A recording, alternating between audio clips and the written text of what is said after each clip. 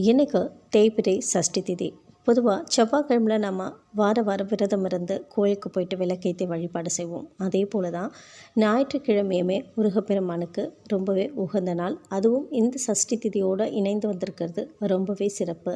இந்த நாளில் நம்ம விரதம் இருந்து விளக்கேற்றி கோவிலுக்கு சென்று வழிபாடு செய்யும் பொழுது நிச்சயமாக நம்மளுடைய கடன்களோ கஷ்டமோ எதுவாக இருந்தாலுமே விரைவில் தீரும். அடுத்து வருகின்ற சஷ்டி திதி, அதாவது மகா கந்த சஷ்டி விரதம் ஆரம்பம். அந்த கந்த சஷ்டி விரதத்துக்கு நிறைய பேர் 6 நாள் அல்லது 7 நாள் இது போல் முழுமையாக விரதம் இருப்பாங்க. அது உங்களால் முடியலை அப்படின்னாலும் ஒரே ஒரு நாள் மட்டும் அந்த மகா கந்த சஷ்டி சூரசம்ஹாரம் நடக்கிற அன்னைக்கு காலையிலேருந்து மாலை வரைக்கும் முழுமையாக விரதம் இருந்து உங்களுடைய கஷ்டங்கள் என்னவோ அது தீரணும் அப்படின்னு நினச்சி நீங்கள் விரதம் இருந்தீங்கன்னா நிச்சயமாக முருகப்பெருமான் உங்களுடைய அனைத்து கஷ்டங்களையும் தீர்த்து வைப்பார்.